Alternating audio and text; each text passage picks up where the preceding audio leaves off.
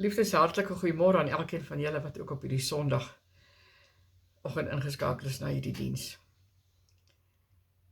En God sê baie hard en duidelik vanmôre vir jou en my. En dit is wat ek en jy moet doen vandag. Dit wat die geestelike seëninge wat God reeds in die geestelike riem vir jou en my losgemaak het. Dis tyd dat ons dit sal aftrek deur geloof in die hier en in die nou. En dan met ons monde hardop sal sê dat ons reeds geseënd is met al die geestelike seëninge wat God vir ons, vir jou en vir my het. Amen. En dan kom God en hy kom gee vir ons hierdie lied vanoggend. Die lied se naam is Living Years van Mike and the Mechanics. Nou, ek gaan probeer om hierdie liedjie na die boodskap oor die lig te speel vir julle, om daarna te luister. Maar indien ek dit nie reg kry nie, ek is nie so goed met tegnologie nie, dan vra ek jou regtig, ek gaan kyk op Google, gaan soek die liedjie Living Years van Mike and the Mechanics en dan download jy hom en dan speel jy hom, dan luister jy daarna, want daardie liedjie het 'n baie dieper betekenis as wat ons ooit sal besef. En ja, dit gaan regtig als oor God se dinge ook in daardie liedjie. En so as jy kan, asseblief luister daarna. Want geliefdes, waaroor God vanoggend met jou en my wil praat is dit. Elke generasie blameer die generasie voor hulle. En oor dinge wat gebeur het, en ons hou aan daarmee. Dit wat jou pa dalk gevrees het, maar ook voor gehoop het, dit word nou jou vrees. En ons is almal voortdurend gewikkel in 'n stryd met die huidige en met die verlede. Jy weet presies waarvan ek nou praat. En dit behels godsdienst, dit behels die politiek in die land, dit behels die verval van die hele mensdom, morale verval, en al die uitdagings en die probleme waarmee ons, veral ons jeug en ons jong kinders gekonfronteer word. Absoluut alles. En die hartseer te midde van al hierdie dinge is dat ek en jy die toekoms wat God vir ons gedagte het op uitmis. Ons mis daar die toekoms van God. En God sê dat hy besig is om mense te genees. As ons maar net ons ore wil oopmaak en wil luister. Want soveel as wat jy luister, soveel sal jy hoor. Want kom ons wees eerlik met mekaar, wat maak dit regtig saak om te stry oor die verlede en om te beklei oor die hede, en dan mis ons die toekoms. Want op 'n ander dag sal daardie dinge wel perspektief, sal dit wel sin maak, omdat ons almal loop elke dag rond met spyt en verwyte. Maar wat moet ons nou doen? Ons moet nou by die punt kom wat ons besef, gister is onherroepelik verby. Môre het ons nog nie. Ons het nou in ons hande. Maar omdat ons glo, God hou die toekoms in sy hand, waarom wil ons beklei ook oor die toekoms, oor wat gaan maybe gebeur? Wat as? But God. Die oomblik as jy wil dink aan wat as, al wat jy insit is, but God. Want daar is soveel mooi dinge wat ons met mekaar kan deel, mooi, positiewe dinge.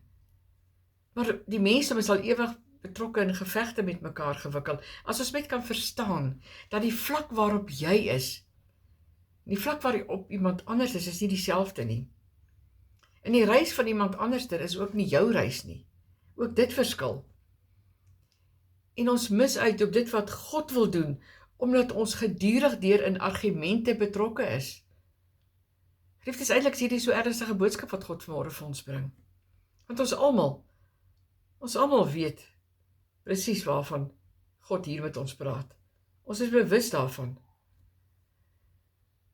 En God is elke dag van ons lewe besig met wonderwerke, maar en dikwels is die wonderwerk reg voor ons oë. Dis baie keer amper in jou hand. En dit vind ook plaas waar ons mis uit op dit, omdat ons besig is met argumente en striwelinge en dinge van die verlede en wat van as dinge so en so in die toekoms gaan gebeur en dit wat nou in die gang is en ons mis God. Ons mis God. Dis die hartseer van alles. En God is elke dag besig met wonderwerke in jou en my lewe, maar ons mis ook daarop uit. Elke môre wanneer jy wakker word, jou oë oopmaak, is 'n wonderwerk. Die feit jy in 'n huis bly, die kos op jou tafel het, dat jy mense wat vir jou lief is, mense vir wie jy kan lief wees. Dit is wonderwerke, maar ons mis dit. Omdat ons besig hou met onbenullighede, kleinlike dingetjies. En ook wat die wonderwerke in jou en my lewe aanbetref, sê God, daarteenoor het ek en jy ook 'n verantwoordelikheid. Want jy het ook jou deel om te doen om daardie wonderwerk in ontvangs te kan neem. So kom ons dink 'n bietjie ernstig hieroor. Want die waarheid, geliefdes, is dat ons almal se lewens is eintlik in 'n gemors. So jy mag dalk voel op hierdie punt om te sê, ek is 'n gemors in 'n proses. Maar die waarheid, geliefdes, is, dis nie die gemors waarna ek en jy veronderstel is om te kyk nie. Dit is die vordering wat ons maak, waarna ons veronderstel is om te kyk. Ons is in 'n proses. Want onthou, jy kan luister so goed as wat jy kan hoor. Kan ek dit weer herhaal? Jy kan luister so goed as wat jy kan hoor. En soms moet jy selfs wag, dat wanneer jy weet dat jy reeds deur God gesalf is, dat jy reeds deur God bekwaam gemaak is, om te doen wat jy wel doen, dat daar 'n proses is, en jy moet wag in daardie proses, voordat jy regtig gaan vordering maak. As jy dit net kan regkry, om te weet dis 'n proses, en kan weet, ek is wie God sê ek is. En ja, dinge is miskien nie nou perfek soos wat ek dit graag wil hê nie, maar ek is in 'n proses. Dan is dit genoeg. Almal van julle ken die verhaal van Dawid. En dat Dawid 3 keer gesalf was voordat hy die koning oor Israel geword het. Wel, om net almal sy geheue te verfris, die eerste keer is hy gesalf deur Samuel. Die tyd toe hy nog 'n skaapwagterseun was. Later die tweede keer is Dawid gesalf om koning oor Juda te word. Maar die Jode wou hom steeds nie as koning gehad het nie. En toe Dawid 30 jaar oud geword het, is hy as koning oor Israel gesalf. Kan jy die skaduwee hier sien, van die oue na die nuwe? Jesus het uit die huis van Dawid gekom. En hy het ook eers met sy bediening begin, Jesus, toe hy 30 jaar oud was. So ons gaan 'n bietjie daarvan lees daar in 2 Samuel 5, dan van vers 1 tot vers 10. Ons gaan dit so stukkie vir stukkie, so wat ons dit behandel, gaan dit met ons deel, gaan ons dit doen. Mens welkom om dit eers heeltemal die hele stukkie te deel, te lees, dan verstaan jy wanneer ek dit met jou deel. In vers 1 tot 2 staan daar die volgende: Hierna het al die Israelitiese stamme na Dawid toe in Hebron gegaan en gesê: Ons is tog almal u eie mense. In die tyd toe Saul koning was u tog maar die een wat Israel in die oorlog aangevoer het. Die Here het vir u gesê, jy moet vir my volk Israel 'n herder wees. Ja, jy moet heerser oor Israel wees. Is dit nie vreemd nie? Is dit nie vreemd, die geliefdes? Dawid was alreeds 'n koning. En God het gesê, wees 'n herder vir my volk. Want wanneer jy 'n herder is, dan moet jy weet hoe om die skape te beskerm, terwyl jy teen 'n leeu beklei. Met ander woorde, jy moet weet hoe om dood te maak, sowel as hoe om te beskerm. En albei moet in jou hande wees. So jy moet in hierdie lewe weet hoe om balans te handhaaf. Dis wat God vir ons wil sê. Jy moet vrede hê, terwyl jy deur 'n storm gaan. Kom ons lees vers 3. So het al die leiers van Israel by die koning in Hebron gekom. Toe het koning Dawid in Hebron in teenwoordigheid van die Here 'n verdrag met hulle gesluit. Op hulle beurt het hulle vir Dawid daar tot koning oor Israel gesalf. En daar is die derde, die laaste keer wat Dawid gesalf is. En nou sien ons dat Dawid al hierdie tyd moes wag om werklik effektief as 'n koning te kan wees, terwyl God al lankal gesê het dat hy 'n koning is. Kom ons lees vers 4 tot vers 6. Dawid was 30 toe hy koning geword het en hy het 40 jaar geregeer. In Hebron was hy 7,5 jaar koning oor Juda. En in Jerusalem 33 jaar oor die hele Israel en Juda. Die koning en sy manskap het teen Jerusalem opgetrek. Die Jebusiete het hierdie gebied bewoon. Daar is aan Dawid gesê, hier sal jy nie inkom nie. Blindes en krepeles sal jou hier uithou. Ja, daar is beweer, Dawid sal nie hier inkom nie. Nou moet ons baie mooi luister, geliefdes. Hulle het vir Dawid gespot. Maar God het hom reeds voorberei om nie vir gevoelens te val nie. Want toe God die pad met Dawid begin stap het, was hy ook deur Goliat gespot. Jy ken die storie. En nou ook hierdie Jebusiete. En al wat hulle te sê het, is dat hulle baie oorloë oorleef het. En net vinnig so 'n bietjie agtergrond oor die Jebusiete. Hulle is afstammelinge van die stam van Noag. Maar hulle is ook afstammelinge van Kajan. Ekskuus, verskoon tog. Dit was vir hulle ook nodig om al die tyd hulle pad oop te beklei. En op 'n of ander manier het hulle dit elke keer oorleef. Hulle moes selfs op 'n stadium teen God se engele veg, en selfs toe het God hulle laat oorleef. Maar die probleem, geliefdes, is dat wanneer jy so lank oorlog maak en elke keer wen, dan kan jy maklik 'n bietjie arrogant raak. En dit is waar die Jebusiete op hierdie stadium was. En toe het hulle vir Dawid begin spot en sê dat selfs die verlamdes en die blindes sal teen hom wen. Hy beteken eintlik niks. Maar Dawid het nie omgegee oor gevoelens nie. En Dawid het nie toegelaat dat hulle gespottery hom affekteer nie. Want hy was net besig met God. Luister wat sê God. Nietemin. God sê hy wil nietemin mense in sy diens hê. Mense wat hom sal gehoorsaam, nietemin wat ander sê en wat ander doen nie. Die vraag is, kan jy 'n nietemin persoon vir God wees? Kan jy ten spyte daarvan dat alle dinge en mense en situasies teen jou is, nietemin in God se diens vas staan? Dit, geliefdes, is die vraag wat God op hierdie oomblik vir jou en my kom vra. Want God sê, dis wat hy wil hê. Hy versoek meer nietemin mense, want nietemin met al steen hom het Dawid steeds gewen. En dis wat God vandag soek. Kom ons lees verder. Vers 7 tot 8. En tog het Dawid die Sionsvesting ingeneem. Dis nou die Dawidstad. Op daardie dag het Dawid gesê, luister, elkeen wat 'n Jebusiet wil verslaan, moet eers die watertonnel en die blindes en krepeles in die hande kry. Dan staan daar in die woord, Dawid het hulle blywend gehaat. En dit is waarom gesê word, 'n blinde of 'n krepele mag nie in die tempel inkom nie. Dit staan so in die skrif, wat ek nou gelees het. Nou sê, dit klink dalk vir jou en my ongevoelig. Maar dan moet jy weer reg luister en hoor, anders gaan jy uitmis. In die eerste plek wil ek net vinnig noem dat Dawid het nie die blindes nie krepeles gehad nie. Dawid het die Jebusiete gehad. Ons moet mooi verstaan.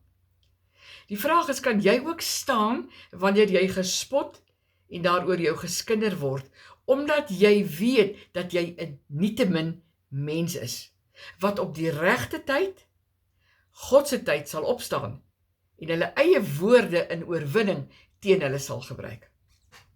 Kom ons lees vers 9. Dit is baie mooi luister. Dawid het in die vesting gaan woon en dit Dawidstad genoem. Sy bouwerk het gestrek van die terras af in die rigting van die paleis. En hier, geliefdes, sien ons duidelik die uiteinde van dit als. Dawid was toe nie alleen nie, want hy het mense saam met hom in sy stad ingeneem. En raai wie Dawid saam met hom in sy stad ingeneem? Die blindes en die krepeles. Hoekom? Want hy het geweet dat hy 'n nietemin mens was, wat van die begin af van sy lewe deur God gekies is. Hy kon ook vir Goliat verslaan het. Nietemin wat ander gesê het, het hy vir Goliat oorweldig. Niemand het gedink ek gaan dit kan regkry nie. Want wanneer jy nietemin mens is, dan hoor jy wel wat ander van en oor jou sê, maar dan gebruik jy hulle eie woorde as 'n oorwinning oor hulle.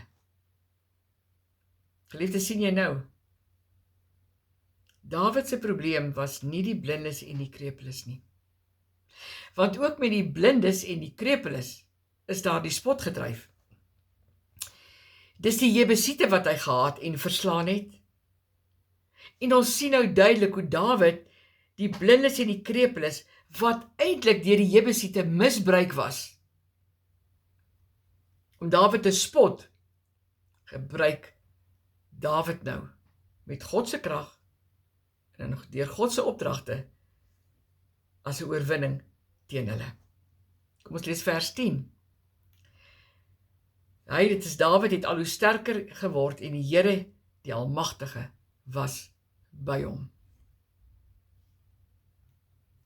Liefdes, jy kan slegs die woord nietemin reg verstaan wanneer jy God ken. Wanneer jy God ken en as jy weet dat God met jou is. Josef was dieselfde soort mens as Dawid. Omrede Josef ook verstaan het wat dit beteken om te weet dat God met jou is. Daarom kom ons lees Genesis 29 vers 20 en 21 vandag. Daar staan: En hy het vir Josef gevat en in die tronk gegooi waarin die meeste mense was wat deur die koning gevange gehou is. Terwyl Josef daar in die tronk was, was die Here by hom. En hy het Josef sy troue liefde laat ondervind, sodat die tronkbewaarder hom goedgesind geword het. Geliefdes, ons sien dat Josef was hier in die tronk, seker die slegste plek waar enige mens homself kan bevind, en God was by hom. Josef was ook 'n nietemin mens, net soos Dawid. Gaan lees gerus weer die moeilike pad wat Josef gestap het. Hy moes uit baie trials en baie tribulations in sy lewe gaan, baie storms en woestyntye in sy lewe. Maar hy was 'n nietemin mens wat geweet het dat God al die tyd by hom was. Kom ons gaan nou terug na Dawid toe. Dan lees ons weer Samuel 2 Samuel 5 vers 6. Die koning en sy manskappe het teen Jerusalem opgetrek. Die Jebusiete het hierdie gebied bewoon. Daar is aan Dawid gesê, hier sal jy nie inkom nie. Blindes en krepeles sal jou hier uithou. Ja, daar is beweer, Dawid sal hier nie inkom nie. Nou geliefdes, hoor wat God vandag ook vir jou sê. Dalk hoor jy ook hoe ander spot en sê, jy sal nie by daardie werk inkom nie. Jy sal nie daardie werkskontrak kry nie. Jy sal nie daardie boek kan publiseer nie. Kortom, jy sal dit nie maak nie. But God. Daarom luister mooi wat God sê. Al sien jy nie die einde van die wedstryd nie. Die hele speelveld is steeds daar. Daarom moet jy verstaan, jy moet as ware die spel buite die veld sien. Daarom moet jy verstaan dat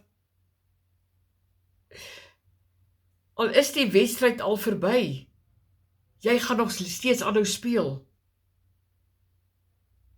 Jy moet aanhou speel. So moenie ophou speel wanneer jy dink dat die wedstryd verby is nie.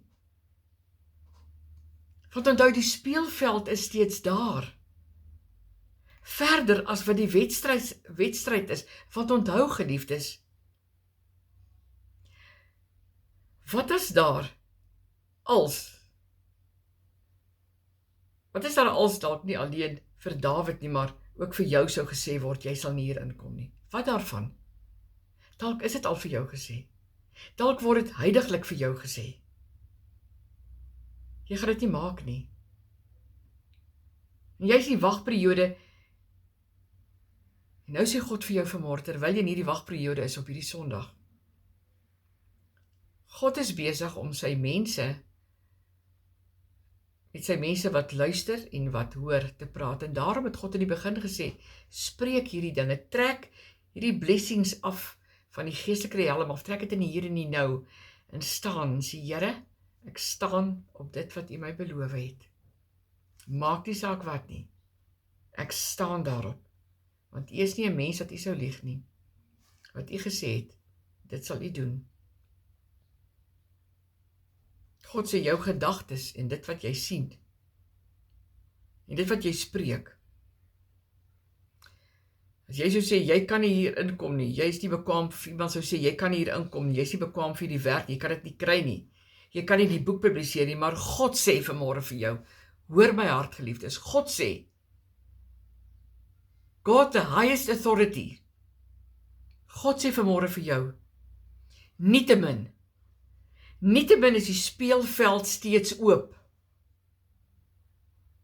Die wedstryd is steeds verder as jou gedagtes. So God sê, speel die game. Speel dit. Dis al reeds in die geestelike riem vir jou losgemaak. Daarom my kind, trek dit af in geloof in die hier en in die nou. Speel op die veld. Jy weet, jy is deur God gesalf. So doen dit net. Het het lank gevat vir Dawid om te ontvang dit wat God hom beloof het.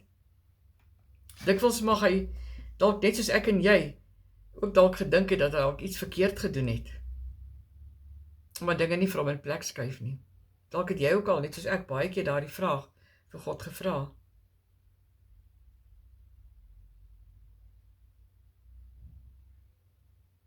God sê, het niks verkeerd gedoen nie. Daardie tyd was die tyd toe God die speelveld vir jou voorberei, toe jy gedink het, met alles stil staan, of nie in plek skuif nie, het jy gefouteer ergens. Geliefdes, Dawid het die meester van die veld geken. Wat beteken dat Dawid het geweet, dat die meester het ook die spel geken.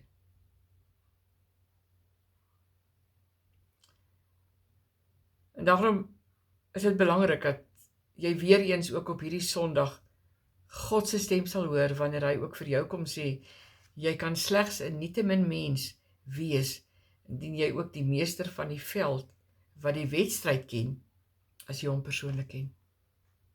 As jy 'n lewende intieme verhouding met hom leef, sodat wanneer ander vir jou sou sê die wedstryd is verby, dan kan jy nog steeds die spel speel en aanhou om God se beloftes as ware af te trek in die hier en die nou, want God het reeds die speelveld voorberei, wat veel verder strek as nie die wedstryd. En onthou, die wedstryd is nie verby, totdat God sê, dis verby nie.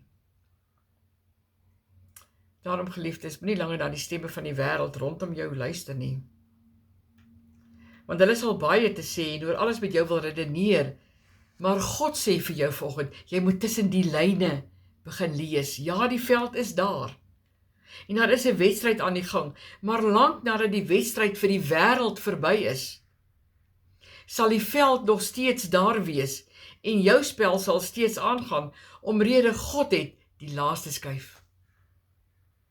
Daarom geliefdes, moenie ophou om God se blessings oor jou lewe in te roep nie. Moenie ophou om nietemin te doen dit wat God jou beveel het om te doen nie. Want as Dawid kon aanhou om dit te doen en die oorwinning kon behaal, dan kan ek en jy dit verseker ook doen. Want Dawid was 'n mens net soos ek en jy, maar onthou, God speel die laaste kaart. Ek sluit af. En daarom wil ek hê dat jy na hierdie liedjie sal luister. As ek hom nie nou vir jou gespeel kry nie, asseblief gaan soek hom en speel hom, luister na hom. Hou aan om die spel te speel. Elke dag. Sien voor jou geestesoog die veld wat verder strek as die wedstryd. Want God sê, moenie ophou nie. Moenie ingee nie. Don't quit. Want jy weet wie die wedstryd beheer. Amen. Liefdes, ontvang dan ook vanoggend God se seën vir jou wat luister. Die Here wil jou seën en jou beskerm. Die Here wil tot jou redding verskyn en jou genadig wees. Die Here wil jou gebede verhoor en aan jou sy vrede gee. God seën jou. Amen.